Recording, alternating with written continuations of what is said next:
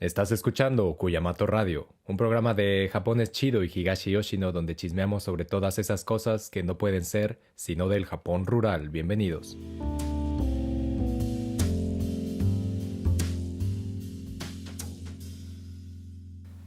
Ue, ue, ue, ue. ¿Cómo están? ¿Cuánto tiempo? ¿Cuánto tiempo? ¿Cuánto tiempo? Es una pregunta legítima, incontestable. Ya se fue, ya fuimos y volvimos a México. Hablo en esta proyección, ¿no? Multifacética porque conmigo obviamente fue la poderosa Tokidoki Hyakusho. Probablemente las personas que ya la tienen y que ahorita están escuchando este chisme están como de, güey, revistón. Las personas que todavía no la tienen entre sus manos, llenas de dedotes, pues no sé qué están esperando. Pero no, el caso es que antes de entrar a nuestro chisme de hoy, que es poderoso, pues nada, estuvimos ahí en varias partes de México.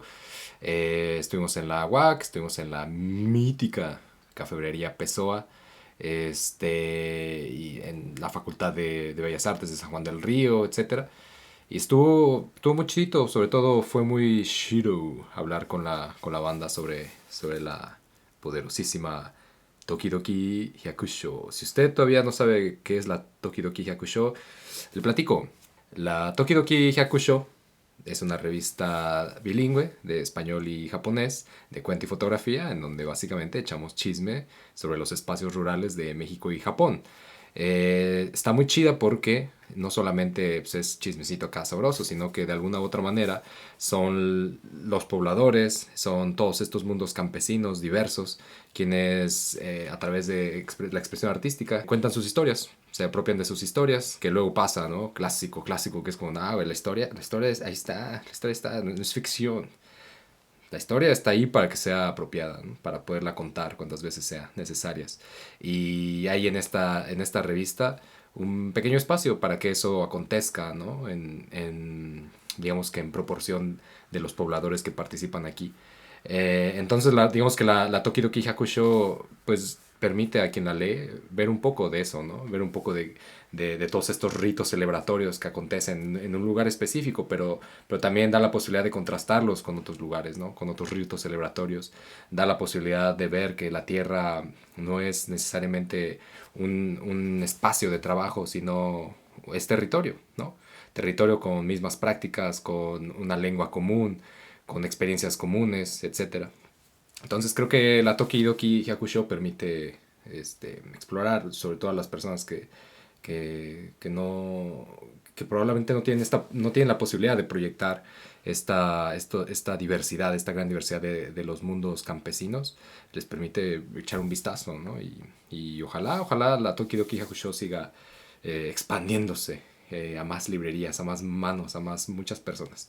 Y que podamos seguir contando con la colaboración de las personas que la hacen posible, porque pues, al final son esas personas, son esos pobladores que le dan forma a la Tokidoki Hakusho. Y en este primer número tiene unos ensayos, no ensayos, un par de, digamos que, de cotorreos, pero que hablan sobre la importancia del nombre Hyakusho y de alguna u otra manera cómo se vinculan con México, ¿no? A través de lo que podemos llamar o lo que podemos reconocer en lo que Armando Bartra alguna vez llamó, o en varios artículos proyecta como campesindios. Entonces, creo que está chida la Tokidoki Hakusho, la pueden adquirir en www, ya están apareciendo los teléfonos de cabina y obviamente la dirección web www.tokidokihakusho.com para que se adquieran de una copia, porque además son copias limitadas. Ya nada más nos quedan por ahí de unas 40, 42, 43 me parece, son 100. Entonces, pues para que se apresuren, la tirada es que se suscriban, entonces pueden recibir la Tokidoki Hakusho 1 y otros 3 números. Es decir, en un año van a recibir 4 números en total. La Tokidoki Hakusho viene con su caligrafía original. Abajo de la caligrafía trae la portada, pero trae, digamos que su caligrafía original. Este papel que ustedes ven aquí y que escuchan aquí en este especie de... Ay, ay, ay, ay. Es un papel que se hace aquí en Higashi-Yoshi, ¿no? En el pueblo de donde nace esta revista, donde están los estudios de Lokuyamato Radio, de Japón de Chido. Lo hacen aquí, entonces pues es un regocijo porque la revista en sí es un... está naciendo, nace del territorio. Además de que trae una impresión y a lo largo de este año, pues obviamente les irán llegando más sorpresas también a la bandita que se anime. Nada más pues, pónganse truchas porque solo son 100 del primer número, entonces 100 suscripciones. Así que ya saben, hágase su Tokidoki Hyaku Show. Pero bueno, pasando al tema de hoy, que es un tema que ya le traía ganas porque es un acontecimiento que sucede pocas veces al año, una vez al año. Pero es todo un fenómeno en el pueblo, que es la subida al monte Takamiyama. El monte Takamiyama es un monte que está aquí cerquita, que son 1248 metros de altura.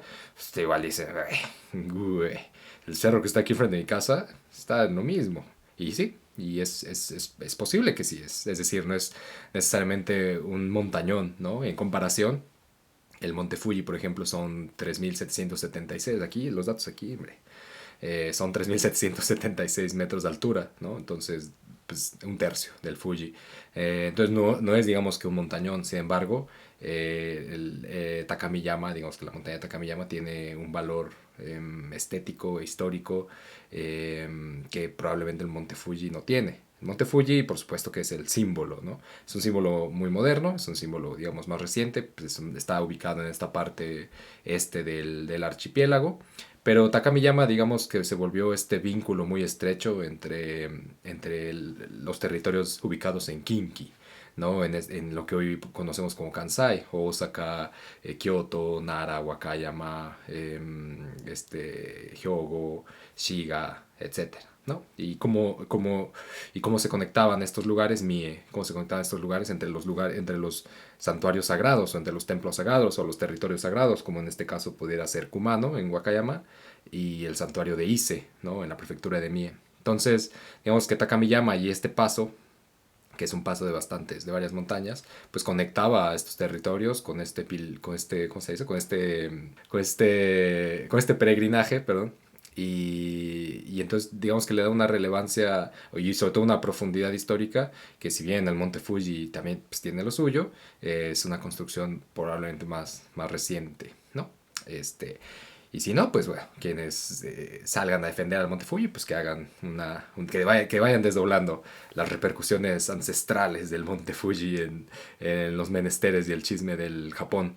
El viernes pasado, no importa usted cuando esté escuchando esto, siempre habrá sucedido el viernes pasado, subí con la chaviza de la primaria de aquí de Higashi, ¿no? A la montaña Takamiyama, o al monte Takami, o a Takamiyama. Y estuvo muy chido, porque pues, ya lo habían subido el año pasado, y el año pasado por muchas cosas no subí. En particular fue porque, güey, ¿quieres subir? Y yo, güey, se arma. Y digo, va, no, tráete tu equipo. Y yo, ¿mi equipo? Pues sí, bueno, tus zapatos, para subir, tus Aizen, que son estos, digamos, estos clavos, tus Aizen, tus cuerdas, tus pantalones, abrigo, guantes, etc. Y yo, güey, tengo unas sandalias, te sirven. Tengo unas sandalias y soy resistente al frío. ¿Se arma? No, no, no.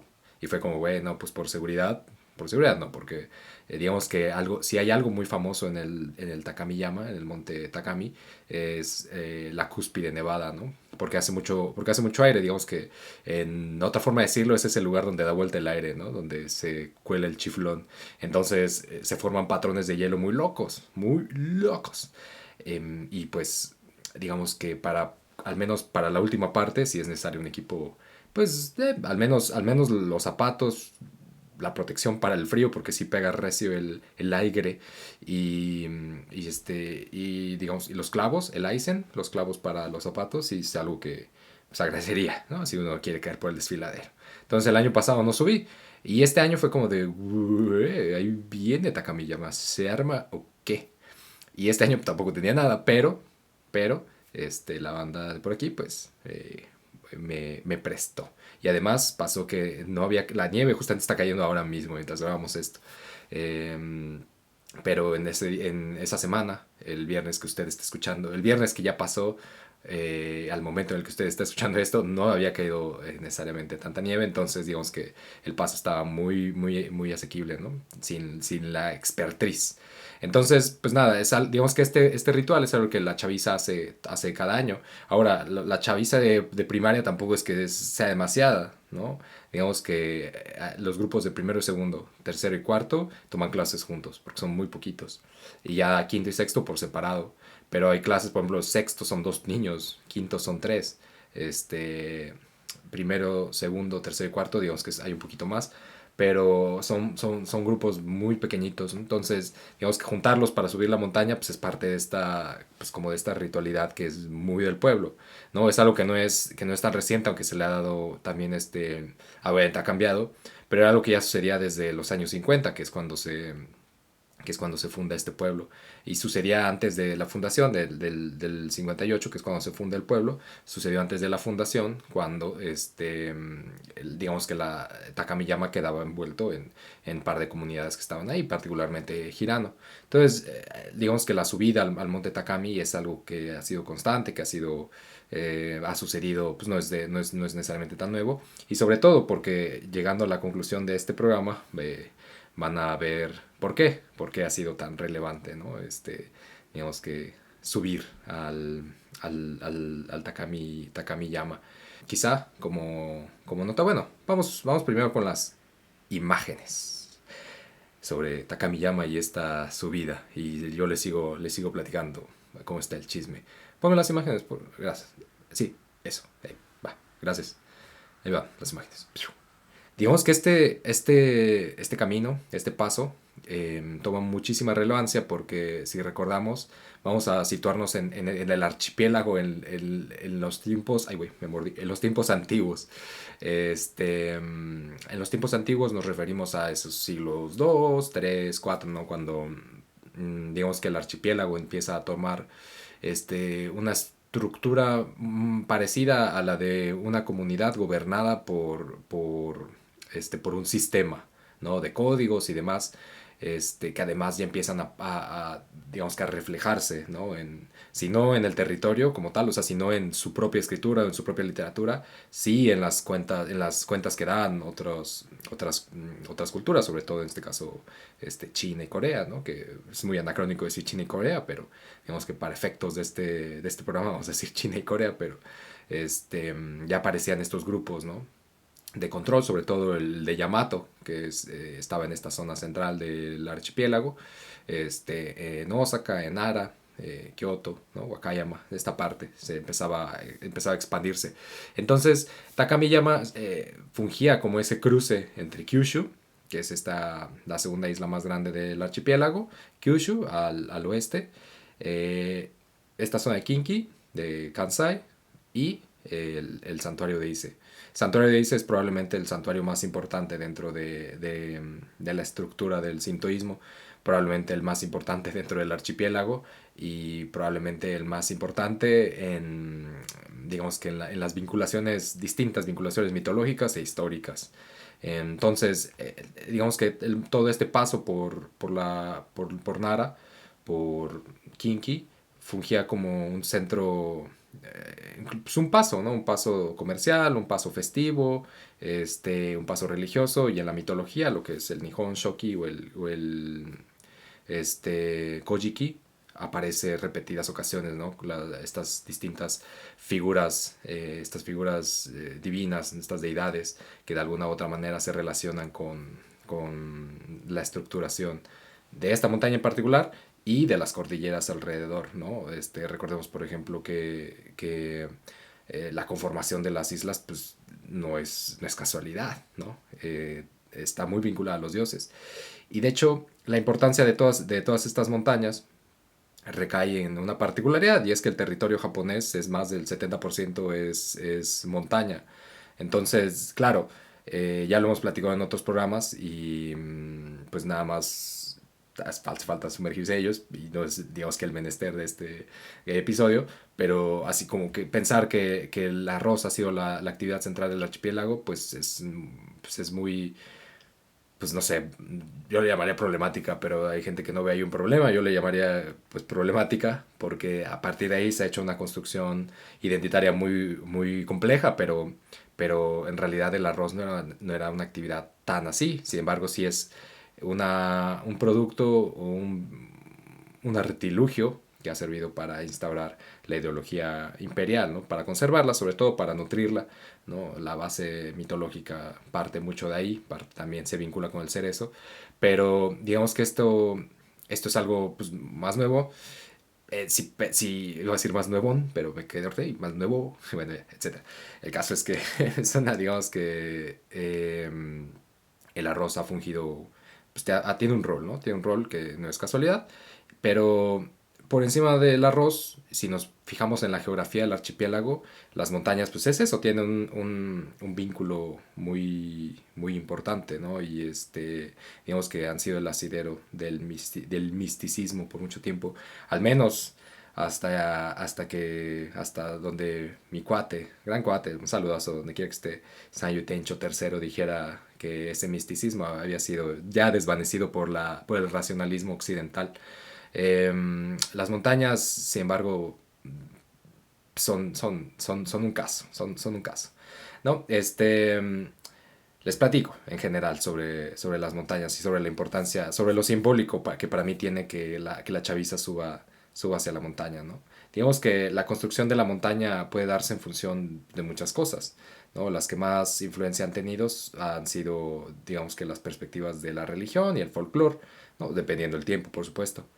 Hay muchísimas posibilidades, bueno, tampoco muchísimas, pero hay vastas posibilidades que se sitúan en las montañas y todas estas dependen pues, desde esa perspectiva religiosa, folclórica, pero también desde donde se lea, si se lee desde los documentos geográficos, burocráticos, literarios, mitológicos, etcétera. Existe en general la visión de que este mundo no estaba definido en distintos planos existenciales, sino que todo existía en el mismo lugar. Estamos hablando del periodo antiguo, es decir, un periodo que al menos está situado antes del siglo X, ¿no? Obviamente hay muchas definiciones, hay muchos pues desvanecimientos, es también un poco impreciso llamarle a todo esto antiguo, ¿no? Hay muchos cambios. Sin embargo, digamos que para simplificar esta forma de construir las montañas y de percibir las montañas, vamos a situar, digamos que al menos hasta el siglo X, ¿no? Probablemente el foco más importante de esto y de construcción de esto que estoy a punto de contar está en el siglo IV, V, VI, ¿no? Ahí hay digamos que un desarrollo muy importante de este grupo Yamato al centro y hay una expansión muy rápida y violenta en el siglo siete 8, ¿no? 8 sobre todo este momento cuando se traslada la capital ya definitivamente a Kioto y se deja un poco digamos que más ceremonialidad la zona de Nara y de Osaka, o también por cuestiones estratégicas, ¿no? Que no es el capítulo de hoy, pero bueno, el caso es que vamos a pensar ahorita, digamos que en este nudo, ¿no? Este nudo, siglos 4 5 6 7. De acuerdo a esa visión, se creía justamente eso, que no estaba necesariamente puesto todo esto en distintos planos, sino que lo que había, lo que hay aquí es lo que hay, ¿no? Y aquí se asentaba todo lo que sucedía, tanto lo que atrevidamente llamamos vida, como lo que desafiadamente llamamos muerte. En el mismo lugar estaba el mundo de los vivos y el de los muertos. En esta suposición, la montaña podía representar por igual el asidero de los kami, es decir, espíritus de las deidades, pero también podía asentar el espíritu de los muertos, es decir, estos espíritus que no habían necesariamente alcanzado una pureza como la que puede alcanzar una deidad. Pero también estaba, digamos que este mundo, por llamarlo así, alienígena, o este mundo supernatural, este mundo extraño de representaciones incomprensibles de un mundo ajeno, como es el de los Tengu, ¿no? Estos sujetos con narizotas, ¿no? Muy caracterizados, hay una carnita muy rica con un Tengu ahí, hay varias figuras, ¿no? El Tengu, figura muy famosa. Eh, los Tengu o una gran cantidad de yokai o estos Sanjin, ¿no? Estas criaturas en general criaturas de montaña, etcétera. digamos que todas estas existencias encontraban su espacio en la montaña porque ese era el lugar más puro, ¿no? Por eso era el sitio donde estas figuraciones digamos que de lo místico se situaban en la montaña o se creía que se situaban en la montaña. Hay una historia que aparece en los registros geográficos de Hitachi, en Ibaraki, en la prefectura de Ibaraki, sobre una deidad que habita en la cima de una montaña, se llama Kabire. Esta deidad baja de un árbol a las faldas de la montaña y comienza a desatar su furia sobre quienes la deidad consideraba contaminaban el área, ¿no? Frente a esto, digamos que las autoridades locales empiezan a hacer un Tataregiri Utsuhisharu, que es una especie como de ritual como para satisfacer el alma, ¿no? Para calmar el espíritu, una especie de ritual para guiar, dicen ellos, el espíritu de vuelta a ese lugar puro, lo que significaba la montaña, porque se dice en este ritual, o se dice en los registros geográficos de Hitachi, que precisamente la deidad al salirse de la montaña lo que hace es encontrar pues, lo más humano, ¿no? Y esa idea, y la humanidad no es sino contaminación pura. Entonces, digamos que lo trasladan calman su espíritu llevándolo de regreso al lugar más puro que existe en la tierra, que es la montaña. Esta clase de historias que en los episodios de Seppuku que pueden encontrar en el chisme samurai, también aparecen varias historias que están basadas en los registros geográficos de ciudades. Hay uno en el registro geográfico de una municipalidad de Hyogo donde justamente se habla de esta deidad que se abre el vientre, por ejemplo, ¿no? Y que por eso uno de los lagos que está ahí carece de peces. Es decir, estas historias sobre la geografía importan mucho porque pues el territorio es topografía existencial, que pueden, por cierto, encontrar más sobre ese tema en la Tokidoki Hyaku Show. Pero bueno, todo esto es topografía existencial, ¿no? La geografía tiene una relevancia más allá, ¿no? De solamente tener mapas y decirnos por dónde sí, por dónde no. Conforma el cuerpo, conforma muchas cosas. El caso es que, bueno, hay otra historia similar que, por ejemplo, está en el Engishiki, que también es un compendio de regulaciones gubernamentales, ya no necesariamente geográficas, no más bien, digamos que en el extracto de lo social, que determinan las formas de actuar, ¿no? Frente a este tipo de acontecimientos. Por ahí se cuenta justamente, ¿no? La otra historia donde el emperador Richu va con su pandilla a Aguayishima a cazar, ¿no? Porque pues, es lo que se hace cuando... Hoy a Aguayishima se va a comer hotcakes, ¿no? Unos hotcakes acá bien chonchos. Se va a visitar al Gojira gigante y ahí se avienta sobre un tobogán. Pero digamos que en la antigüedad pues, uno iba a Aguayishima a cazar, porque pues, es lo que se hacía. Sin embargo, aparentemente los encargados de la caballería de este güey, del emperador Richu, habían acabado de ser marcados, ¿no? Con fuego, con hierro. Entonces, pues están sangrando y se dice que el hedor de la sangre enfureció a Izanagi, quien es la deidad de la montaña de la isla de Aguayishima, porque precisamente como se dibuja en las historias mitológicas, esta deidad junto con su hermana y varios conflictos ahí entre ambos y entre una serie de personajes van creando, digamos que las distintas montañas del archipiélago. Entonces, esta deidad pues, se enfurece por el hedor de la sangre porque dice, eso apesta, ¿no? Y volvemos a lo mismo, como lo de la deidad Kabire que baja y se encuentra con la contaminación, o lo del Izanagi que también se encuentra con este odor a sangre. Las cosas que están relacionadas a lo humano, a la perrada, a nosotros, son esas cosas que se vinculan como con algo sucio, algo impuro. Y son tres en particular, la sangre, la muerte y el excremento. Entonces, digamos que se empezaron a desarrollar en ese tiempo rituales, ¿no? Para poder compensar eso que pues es invariablemente humano, o sea, es decir, güey, yo quiero ir al baño, pero pues perdóname la existencia, ¿no? Entonces, digamos que para compensar eso, esa contaminación llamada Kegare, se empezaron a desarrollar rituales que pudieran permitir la convivencia, ¿no? Entre estas deidades y la humanidad como humanidad. En este tiempo también, la muerte era ese momento en el que el espíritu dejaba el cuerpo y no era importante preocuparse demasiado por él, ¿no? En este mismo tiempo se creó una institución para confrontar las apariciones fantasmales, desastres naturales y la muerte que dejaba un desequilibrio en la naturaleza y esa contaminación inherente a la humanidad, que es el Kegare, que es lo que les decía.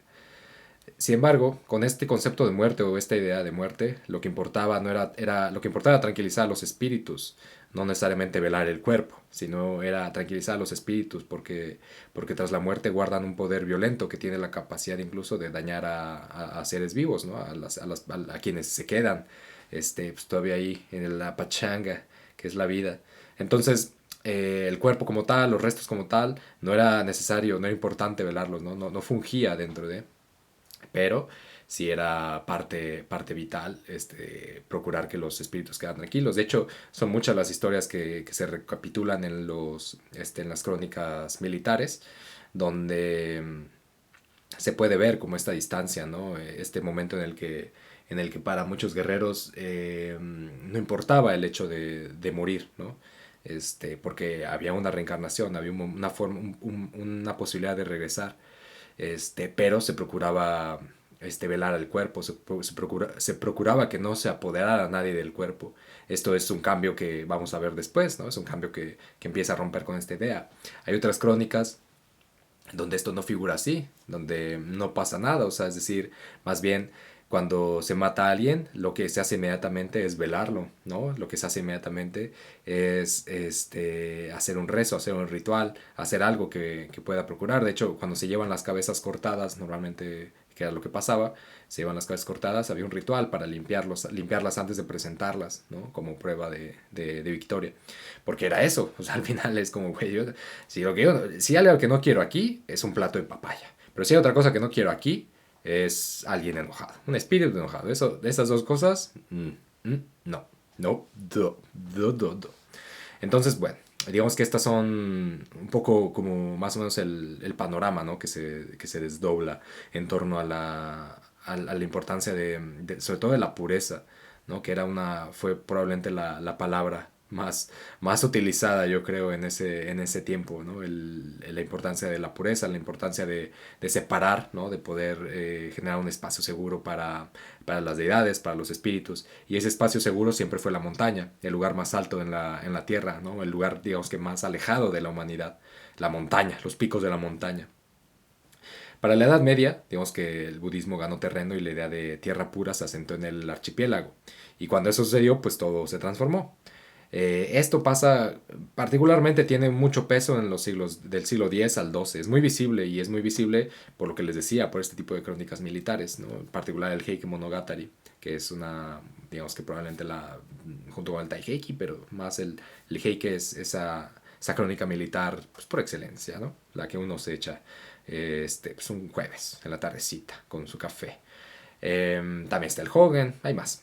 Pero ese es, digamos que, uno de los lugares clave donde se puede ver, ¿no? la forma en la que todo esto fue configurándose a partir de esta idea de tierra pura, de, mm, eh, eh, eh, perdón, me quedé pensando en la tierra pura.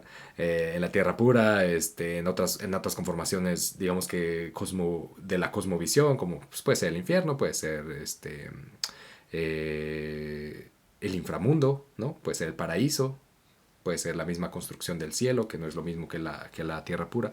Entonces, digamos que eso pues obviamente reconfigura a este mundo plano, ¿no? Donde la muerte y la vida suceden en el mismo espacio, a uno multidimensional, con una cosmología vertical. Entonces los espíritus ya no solo aspiraban a llegar a un lugar alto en este mundo, como lo era la montaña, y separarse de la humanidad, ¿no? Agarrar distancia, sino que aspiraban a llegar a la tierra pura y como tal a la reencarnación. Sin embargo, de tiempo en tiempo, estos espíritus asentados en la tierra pura, pues a veces aparecen en este mundo y entonces los lugares donde se aparecen se vuelven puros con tal de ayudar a quienes sufren en este mundo. Se creía, o se cree, que poner los restos de las personas en esos lugares donde se aparecen los espíritus, también llamados Suiyaku, da la posibilidad a quien muere de llegar a la tierra pura. Eso desató una práctica religiosa importante a la hora de enterrar y velar a los muertos. Entonces, así como en la antigüedad se encontró en la montaña un lugar donde los espíritus y las personas podían purificarse, en la Edad Media la montaña se volvió ese lugar donde se podía establecer un contacto con el otro mundo, y por lo tanto había que protegerlo de toda impureza. En resumidas, muy resumidas palabras, la montaña en la antigüedad era el lugar donde las deidades encontraban la pureza, encontraban, sí, esa pureza donde asir su existencia. No cualquiera entraba a las montañas, y si lo hacía tenía que llevar a cabo preparativos de purificación para ello. En el periodo medieval y premoderno, las montañas seguían siendo consideradas un lugar de gran pureza, y es por eso que los asentamientos religiosos se colocaron en estos lugares: Koyasan, el Monte Hiei, Kumano, Osore-san, etcétera, o Mine-san, por ejemplo. Todos estos son quizá los lugares más claros, ¿no? Pero las montañas no eran el lugar más puro, ni tampoco las deidades veneradas ahí, sino que se trataban de existencias que estaban vinculadas a otro mundo, y por lo tanto el recinto religioso era el puente para la tierra pura. Es decir, las montañas ya no eran necesariamente el lugar puro, sino que ahí era la puerta de entrada a un lugar verdaderamente puro. Lo puro era el establecimiento, ¿no? Es decir, si vamos a Koyasan, que está ubicado en Wakayama, pues hay que subir una montaña, ¿no? Y lo mismo para ir a Hiei. Hay que subir montaña, montaña, montaña, montaña. Entonces se creía que, digamos, que ese paso hacia el lugar sagrado, pues no era necesariamente un lugar sagrado, sino más bien al contrario, era un lugar de muchas posibilidades, ¿no? De muchos encuentros fantasmales, muchas apariciones, no necesariamente todas de ellas, todas esas existencias puras, ¿no? Sino que simplemente era el asentamiento perfecto para que eso sucediera. Pero una vez llegado a ese establecimiento, ¿no? A Koyasan, por ejemplo, en este caso, o al Monte Hiei, llegado a los terrenos santos, entonces sí, se accedía a la tierra pura. Y el límite siempre era esa puerta, ¿no? El Tori. O un límite establecido, ¿no? Por el mismo santuario donde entonces había que hacer un ritual específico para poder entrar. Hasta la fecha, ¿no? Hay por ejemplo, las montañas de esta de Takamiyama, y también montañas más abajo, por ejemplo, el caso quizá más popular, más sonado, el de Omine-san. Son lugares donde cumplen un trayecto específico para llegar desde Kumano hasta Ise, que son estos dos lugares con peso religioso muy cabrón, ¿no?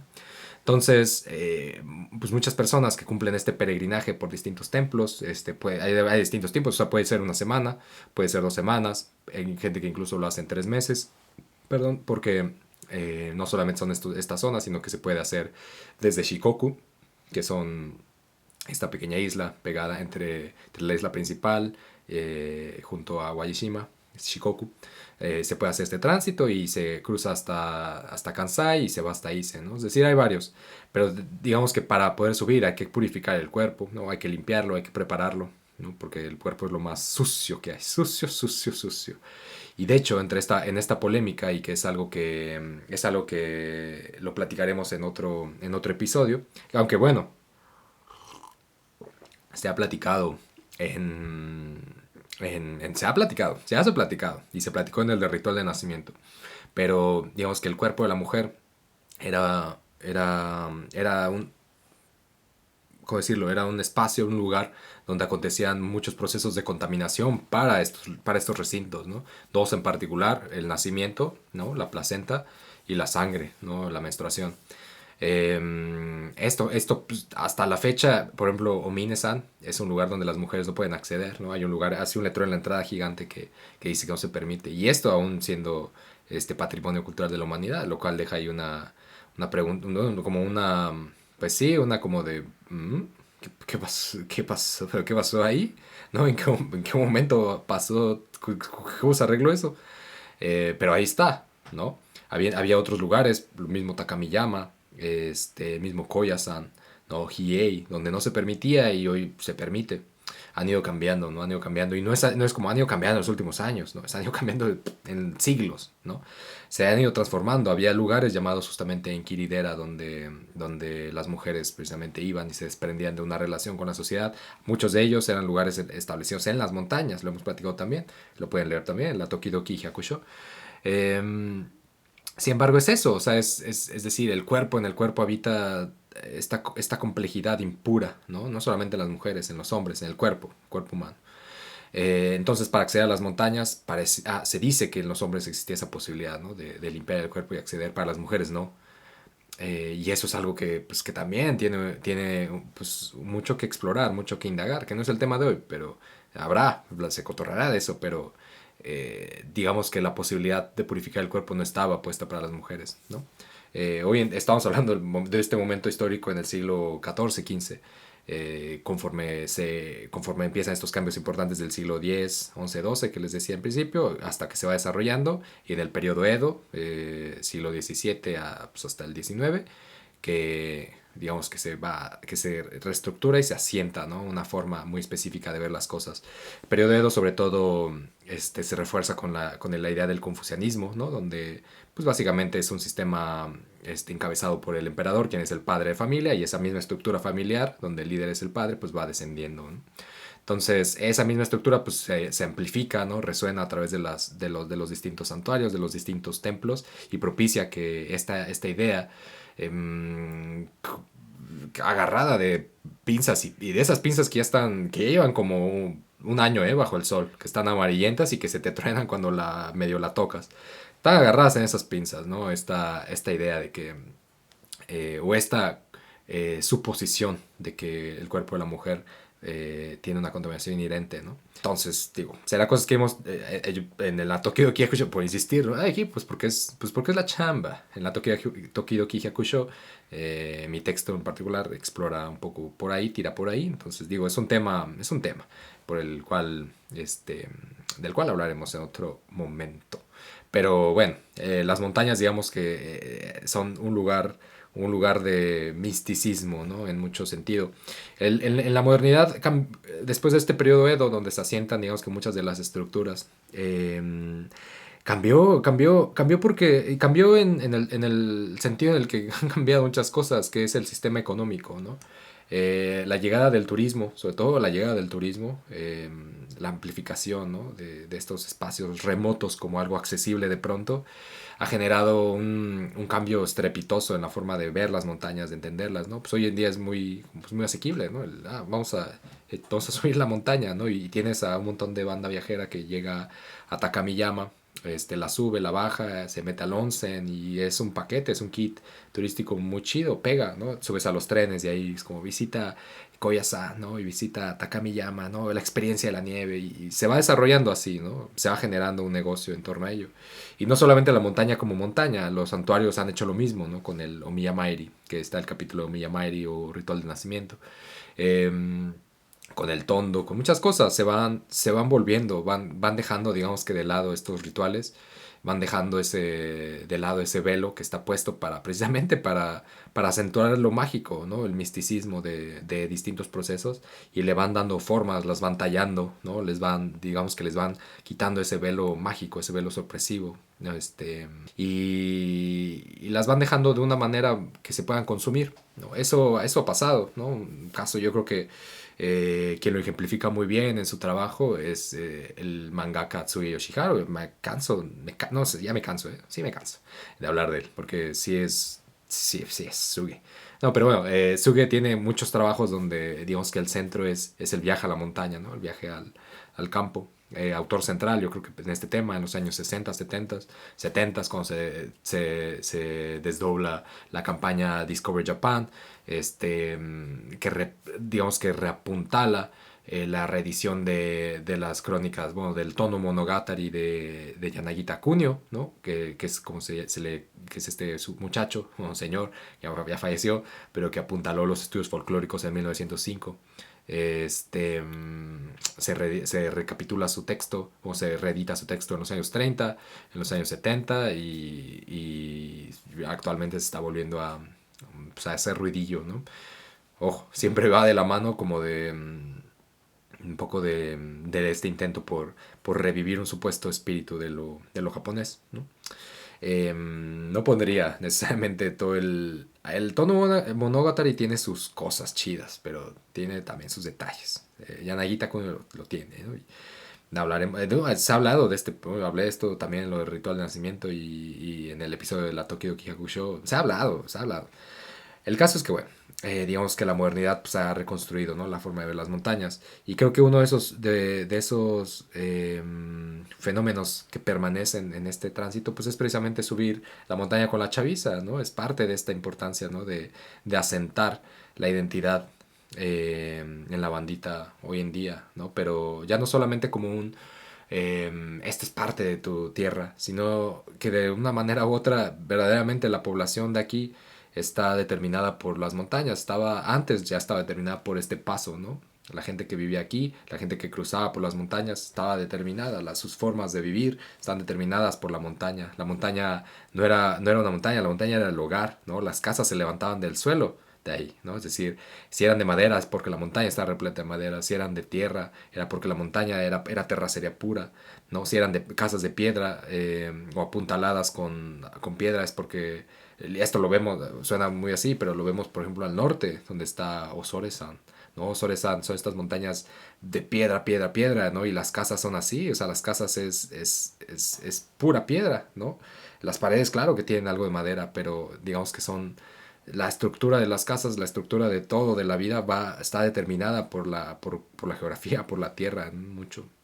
Entonces, hace sentido que vaya por ahí, ¿no? A mí me gusta mucho que la banda suba la montaña y que lo haga y que lo haga, pues sí, no sé, como parte de eso, ¿no? Como de, pues, esto es lo que hay.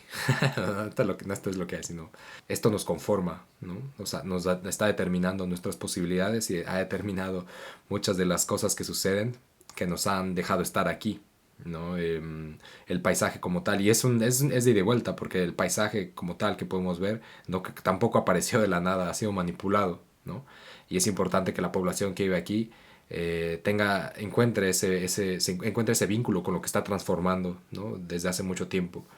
Eh, y que a veces para quien llega de fuera es imperceptible y a veces solamente vemos el paisaje como algo que acontece, ¿no? Que está ahí así como de plup, simplemente sucedió y se nos olvida que el paisaje precisamente como puede ser en México con las ruinas arqueológicas han sido hechas por alguien. Simplemente cuando las vemos nos enorgullece, ¿no? Como esto siempre está aquí, el territorio es mi propiedad, ¿no? El territorio es lo que me identifica a mí, este territorio ajeno, ¿no? Esto que queda. Pero se nos olvida ver a la gente que ha estado ahí antes que nosotros y que ha intervenido en todos estos espacios, ¿no? Pasa lo mismo acá. Así que yo creo que el hecho de subir la montaña se vuelve un ritual muy loco, ¿no? Muy chido, del que ser partícipe es, mira, un lujazo, lujazo. El caso con todo esto, y para concluir, para ir concluyendo, es que justamente cuando empezamos a llegar a la cima, el camino está rudo, ¿eh? El camino está rudo, o sea, pero está rudo chido. Yo creo que serán como 2 horas o 3 horas de subida, porque también íbamos parando.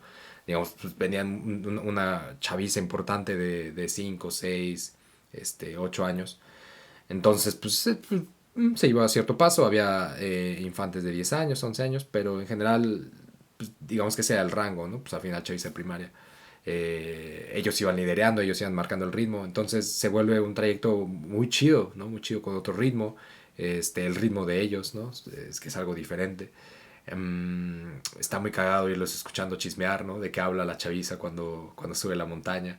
A risa porque estaba la maestra, iban 2 niñas, iba yo y iban más niños atrás, ¿no?